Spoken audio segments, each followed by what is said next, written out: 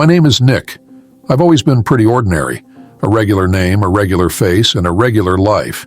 But everything changed when I took on that job. It was the turning point of my life. If you ever get offered a job with pay that seems too good to be true, think twice.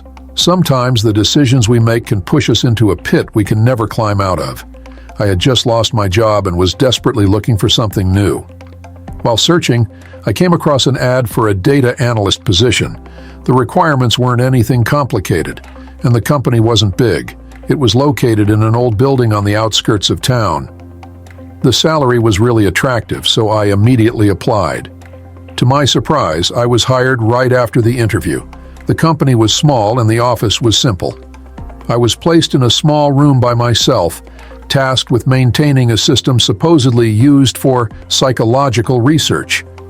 It was meant to analyze people's psychological responses by processing a large amount of video data. I didn't question it much since I'd done similar work before, though I did feel the system was oddly complicated for the task. The first day went smoothly with no issues. By the time night fell, I was still working late in the office. Suddenly, I heard low voices coming from the room next door, as if someone was having a conversation. At first, I ignored it, thinking it was probably some night shift employees. I kept staring at the screen, dealing with the repeated faces and data, but the whispers grew louder, like someone was murmuring right in my ear. Curiosity got the better of me, so I stood up and walked over to the door of the next room. There was no label on the door, and it was dark outside. I grasped the handle and gently pushed the door open. The room was empty. Only a few old computers were still on. Every screen showed faces, expressionless faces, and all those faces looked exactly like mine. I stood there, frozen, my whole body stiffening up. I tried to convince myself that it was just some kind of data collection or facial recognition test, but the longer I stared at those faces, the stranger they became. Their eyes seemed to study me, as if they were scanning every inch of me. Just as I was about to close the door, one of the faces on the screen moved slightly. It smiled at me, a strange, eerie smile. I stepped back, my heart racing, then quickly shut the door and left the office. That night, I barely slept. I kept replaying that image of the smiling face in my head. Why did it look just like me? And that smile? It was deeply unsettling.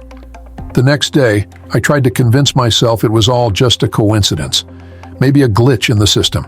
But no matter how hard I tried, the uneasiness stayed with me. I even asked a few colleagues about the room, hoping for answers, but they all shook their heads, saying they'd never heard of such a room. That night, I decided to go back and investigate. I needed to solve this mystery and find out what was really going on. Around midnight, I went back to the room. This time, I walked straight in. The screen showed the same faces, my faces, staring blankly back at me. But this time, one of them spoke. A deep, cold voice came from the computer speakers. "Why haven't you left yet?" I froze, my breath catching in my throat. I didn't respond, my body covered in cold sweat. I quickly left the room with only one thought running through my mind. Something was seriously wrong. Over the next few days, things at work grew stranger and stranger.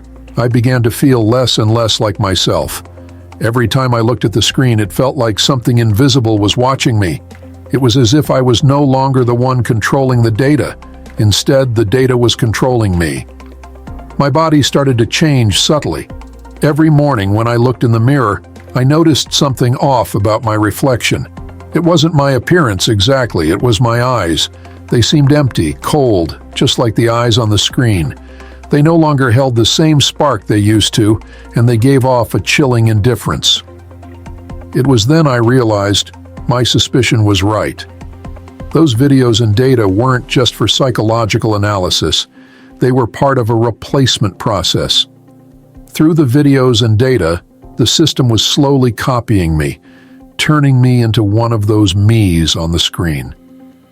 And the real me was fading away, becoming something hollow. I knew I had to stop it. I went back to that room, determined to shut down all the equipment and break the curse. But when I stepped inside, all the faces on the screen turned their heads toward me, their eyes locking onto mine. "You're too late," they whispered. At that moment, I felt a powerful, unseen force surround me.